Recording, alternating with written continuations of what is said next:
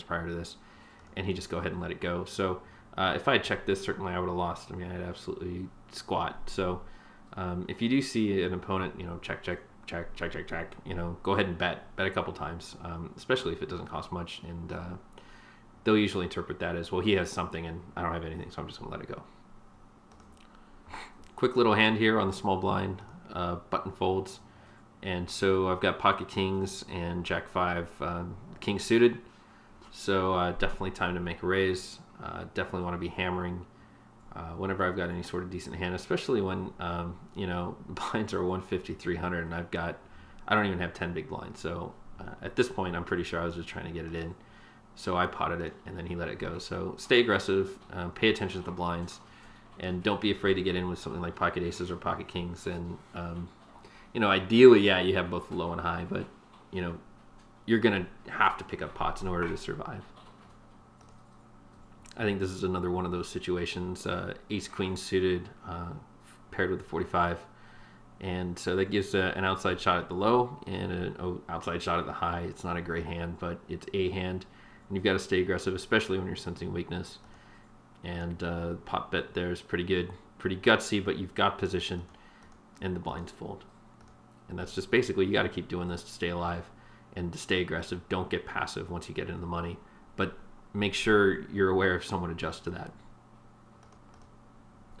So one of the fruits of the labors that you will see when you're making those kinds of aggressive plays is that when you do have a big hand, you'll get action. And that's just one of the things a lot of players always complain or get upset about, is that they get those big hands or they get a decent hand when they need to in a crucial moment, but they won't get any action. It's because, well, they've been playing too nitty or whatever. But I mean, that happens. Don't get too upset about it. So on the big blind, you got pocket aces, one of them suited. So, you know, good enough, right? You've this situation about 10 big blinds, 11. And we see a raise out of the small blind, who is really kind of hurting at this point. And this is a time to just, all right, let's get it in, because you know, you're a good favorite. You can hit a low, and this guy could be literally playing the entire range of his hands to make this steal, and unwittingly be committing himself to go all in. So I go ahead and make the pot size bet, and he goes ahead and puts it in. And we reveal that we're actually way ahead. He could hit a low, but he's going to need some help. And because I got 2 aces, it's pretty unlikely that if a low hits that he'll actually win it over me. So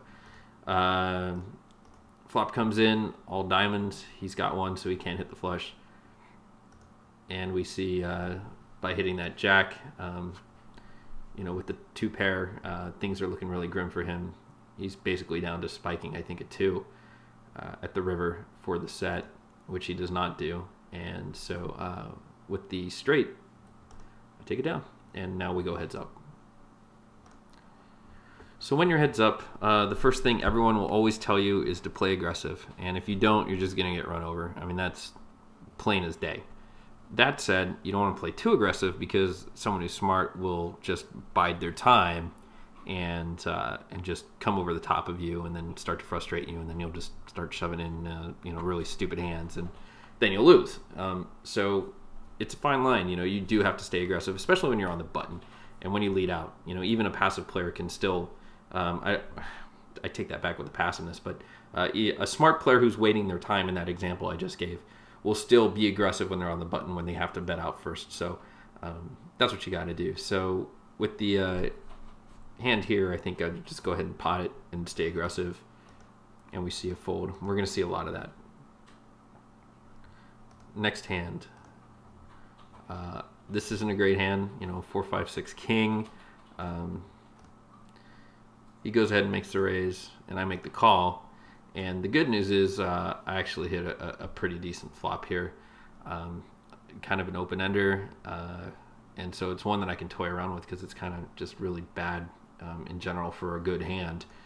And I just go ahead and lead out for the pot, and that's just got to have him worried that I hit a set, or that I've got a big combo draw, like a straight and a flush draw. And you know, it's just one that, you know, it's a bit of a bluff, but I've given myself some outs here at the same time. And when you know your opponent is just stealing and a flop like that comes out, you can go ahead and pop it And, to him, he's like, oh, God, he hit that flop. And it's just a great bluffing situation against sort of an aggressive-ish player pre-flop who gets passive post-flop. So this hand, pretty brutal, but definitely want to see a flop. And so I make the call and he checks. And I mean, the idea here is that, again, I've kind of identified him as a really good pre-flop player who gets aggressive, who gets pretty passive post-flop. And I'm guessing that he doesn't have too much experience heads up playing pot limit Omaha high-low, and is probably just looking for the nuts or whatever it might be, or just to make sure they hit the low or whatever it might be. So with this kind of flop, this is kind of a, I'm gonna hit the nuts kind of flop. And when he checks here, that's pretty much open season to say, hey, I can make a claim to this. So I may not do it here, which there's a lot of merit to, but definitely have to do it on the turn if another kind of scarish card comes. So I go ahead and check. Another ace hits. It fills, I mean, a boat, a straight, and a flush could all be here, and I've got absolutely none of that. However, if he checks here in this situation, you absolutely have to bet. And he does check. So this is a situation where he's checked, checked, checked on a absolute scary big board. And I'd say even a min bet would be fine, but a half pot would be great. And a pot bet's even better because that just tells you, like, aggression. This is going to cost you if you want to try to catch me here in this bluff. And, he'll just go away, which, I mean, to him, he has to do. So that's the situation there. Stay aggressive. Be smart. Sense the weakness, and when you do, you have to strike. And so here we are, again, on the button with a marginal hand. And so this is one that's like, well, just kind of want to try to play him. I'll play him post-flop and see what happens. Otherwise, I can just get away kind of cheap, which isn't necessarily great for heads up. But I think between this hand and the last hand, he'd started kind of calling and figuring things out. So it's just time for a little bit of a change. So he goes ahead and checks. And when I've seen him do that, it's a good indicator that he's not strong. And so I hit top pair here. I don't have the flush draw, and I don't really have any exciting straight possibilities. In fact, I don't. So he goes ahead and pots it. And I was thinking, this whole time, in this whole sit and go, I had not seen him do this, at least with anything strong. When he'd been strong, he'd been raising pre-flop and then following that up with a c-bet. But this time he checked, and then it's like, okay, well, either A, he hit a miracle flop, or B, he's full of it. And so I just went ahead and just raised it. It was a pretty big risk. This was a big risk, but I figured, well, if an 8 hits or a queen hits, I'm looking at a set, so I'm leaving myself with 4 outs at least, but who knows with what can bring, the turn river. So if he calls, it's not a disaster. If he raises, it'll be a crappy, but it'll be a laydown. And so he went ahead and folded. So this was just another great pot for me to pick up, and the aggression was definitely paying off. Okay, that takes us to the final hand, and ace jack 7-8. It's not a super great hand. There is a possibility of hitting the low, which is good, and you can hit a nut type of hand with a flush or a nice straight. Even if it's a marginal situation, even a coin flip, worst comes to worst, then he's just a little bit ahead. So all too happy to get it in here and just take care of this.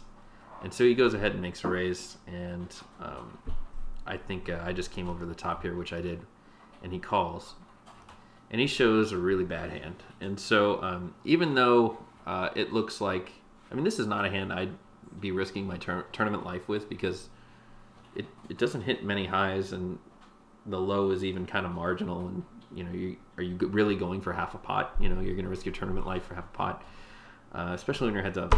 It doesn't make too much sense. However, statistically speaking, this is a coin flip situation. Nobody has a pocket pair, and we kind of have equal straight possibilities. And I've got an ace, he's got a queen, big deal. So the flop came out king 9 deuce.